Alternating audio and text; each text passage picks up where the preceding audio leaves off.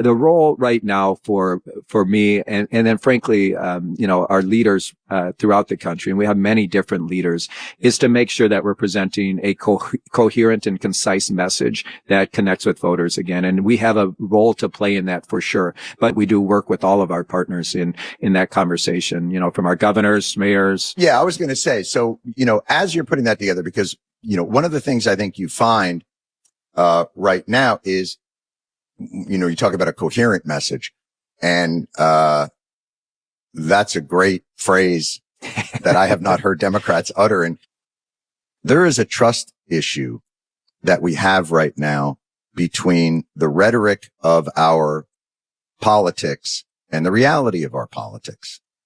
And yes. Kamala Harris's book, I think, has done I know everybody's shitting on it.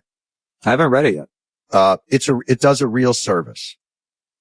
Maybe not in the way that she had intended or that the political parties will be happy about, but it exposes that the conversation that we all think is happening, but we're told over and over again is not happening.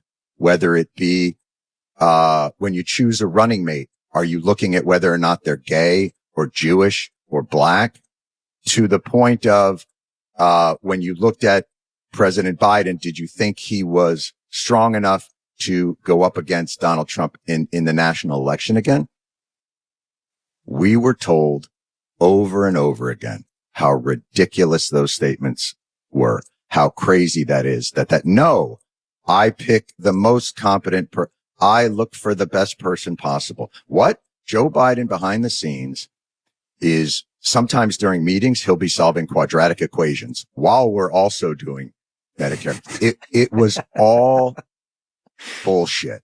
Yeah. And Ken, that can't hold.